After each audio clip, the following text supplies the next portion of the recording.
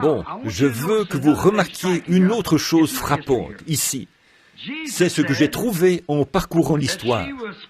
Jésus a dit qu'elle se disait prophétesse.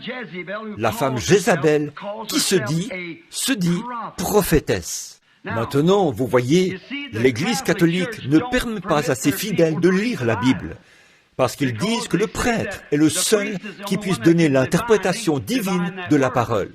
Eh bien, c'est la vraie signification du mot prophète. Un prophète a l'interprétation divine de la parole de Dieu. C'est tout à fait vrai. Comment peut-on dire d'une personne, de quelqu'un, qu'il est prophète, et dire ensuite qu'il a une fausse révélation? Ça tient autant debout que la filiation éternelle, voyez-vous?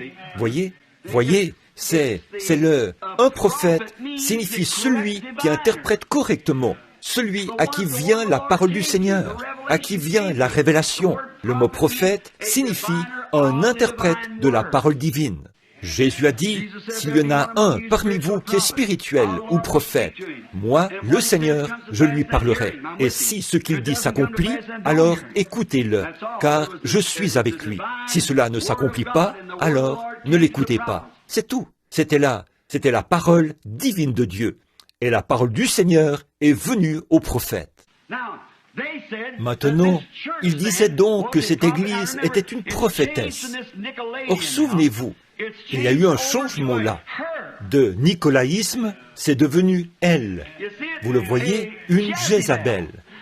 Or, hier soir, c'était la doctrine de Balaam. Vous voyez, la doctrine des Nicolaïtes est la doctrine de Balaam.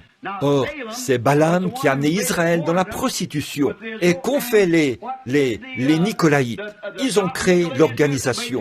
Alors, si vous mettez les deux ensemble, ça devient elle, l'Église. Certainement. Apocalypse 17, la grande prostituée qui est assise sur les grandes eaux. Une femme, une prostituée.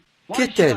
Ou qu'est-ce qui fait qu'elle est une prostituée? Elle se livre à des impudicités spirituelles, en donnant une mauvaise interprétation de la parole aux gens. Éloignez-vous de ce fanatisme. Ça, c'est du vrai fanatisme. C'est vrai. Maintenant, voyez, elle se dit prophétesse. Nous sommes les véritables. Nous sommes le concile. Nous sommes de nouveau le concile de Laodicée, le concile des hommes. Nous avons décidé ceci, et c'est ainsi. Alors, écoutez-nous.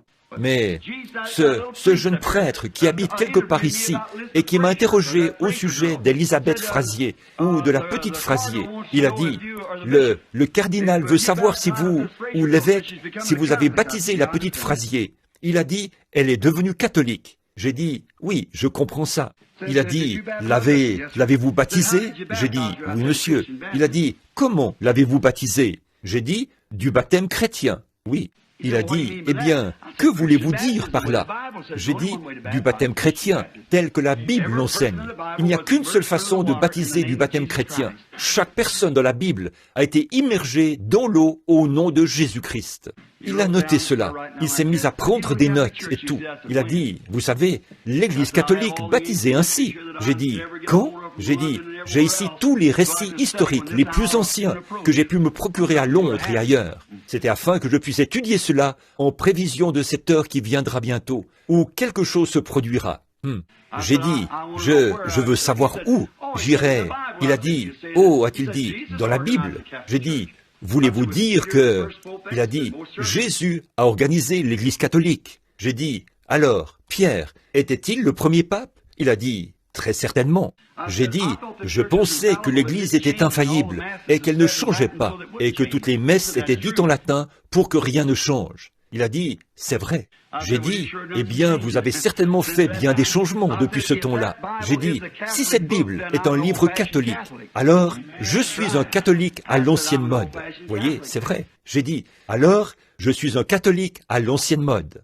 Et j'ai dit, cela a certainement... Il a dit, eh bien là, voyez-vous, la Bible n'est que le récit de l'histoire de l'Église catholique. Il a dit, Dieu est dans son Église. J'ai dit, Dieu est dans sa parole. C'est vrai. Que ma parole soit reconnue pour vraie et toute parole d'homme pour mensonge. Et ce livre